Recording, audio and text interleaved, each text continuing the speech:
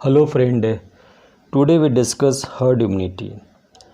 जैसा कि आप अभी देख रहे हैं, कोविड-19 के आउटब्रेक के बाद काफ़ी समय गुजर गए हैं। लगभग 6 महीना निकलने के बाद बोला जा रहा है कि हर्ड इम्यूनिटी कोविड-19 से बचाव में कारगर साबित होगा।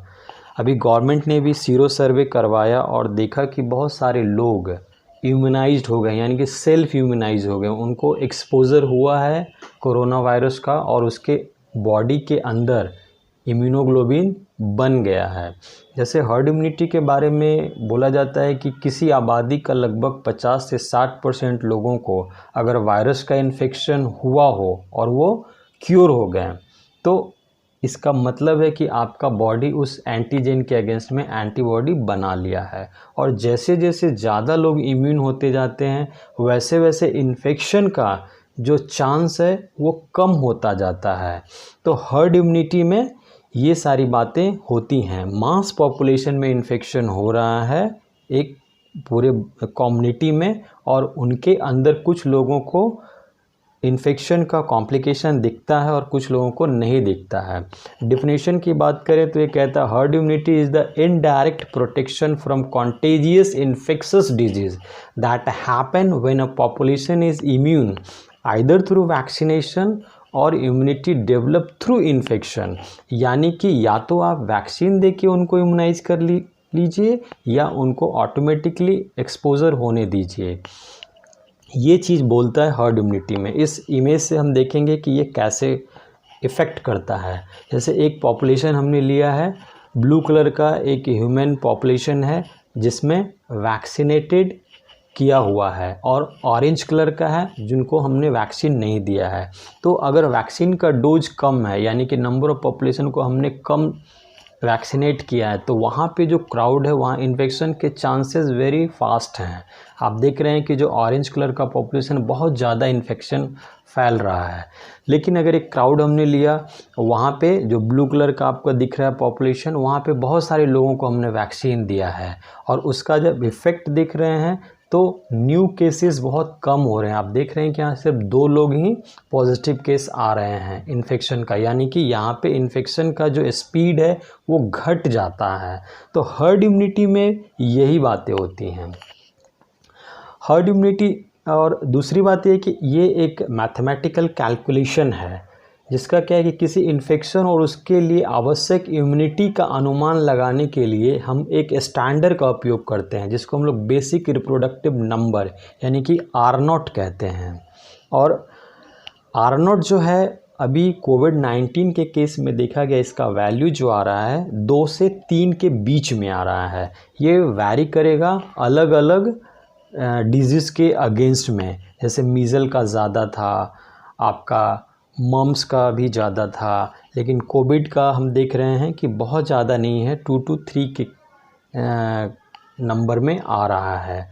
यानी कि यहाँ अगर एक आदमी इन्फेक्टेड होता है तो इन्फेक्शन जो न्यू इन्फेक्शन होने के चांसेस रहेंगे वो 2 से 3 लोगों के बीच में होगा। और जैसे कहा जाता है कि अगर R0 का वैल्यू लेस देन 1 है तो यानी कि इन्फेक्शन के स्पीड जो है वहाँ पे स्लो रहेंगे, और R0 का वैल्यू मोर देन 1 रहेगा, वहाँ का इन्फेक्शन का जो रेशियो रहेगा वो ज़्यादा रहेगा, मतलब फास्ट रहेगा। जैसा कि आप इस इमेज में देख रहे हैं कि एक पॉजिटिव केस 2 लोगों को ईजिली इन्फेक्ट कर दे रहा है। और ये इसका R0 का अगर हम एक्यूरेट वैल्यू देखते हैं जो अभी सीरो सर्वे के बाद आया है वो है 2.68 एक्यूरेट वैल्यू। इस इमेज में भी आप देख रहे हैं कि कोविड-19 के केसेस में 1 people easily infected to 2 person, and measles के केस में दिखाया गया है कि एक आदमी जो मीज़ल से इन्फेक्टेड हुआ है वो आराम से 12 से 16 लोगों को इन्फेक्शन काउज कर रहा है। यानी कि यहाँ पे जो R0 का वैल्यू है वो 16 के आसपास है। और इस टेबल में हमने दिखाया है कि अलग अलग डिजीज़ के अगेंस्ट में क्या वैल्यू था। जैसे मीज़ल के केस में था वो आपका 16 से 18 है, परट्यूसस में 12 से 17 है, डिप्थेरिया में 6 से 7 है, स्मॉल पॉक्स में 5 to 7 है, पोलियो में 5 to 7 है, रुबेला में 5 to 7 है, मम्स में 4 to 6 है। तो इस तरह से अलग अलग डिजीज़ के अगेंस्ट में जो आपका वैल्यू है, जो कैलकुलेशन के बाद जो वैल्यू पता चला है, वो सब अलग अलग होते हैं। ऐसा नहीं कि किसी भी एक जो आपका वैल्यू आया वो सारे डिजीज़ के केस में एप्लीकेबल होंगे।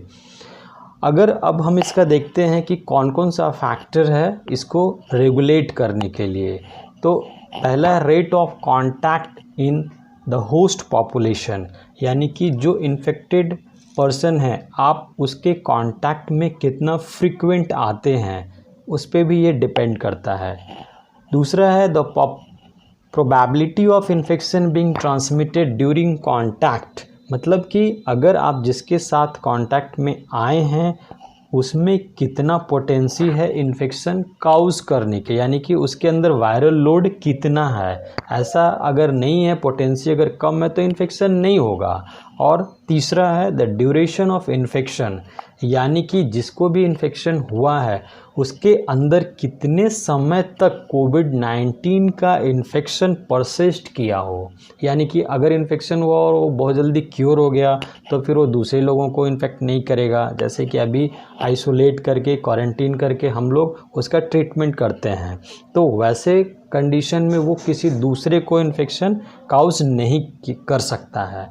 और अभी देखा गया इंडिया के केस में कि हमारा यंग पॉपुलेशन ज़्यादा है, इसलिए हर्ड इम्यूनिटी की पॉसिबिलिटी इंडिया में ज़्यादा है। Thank you.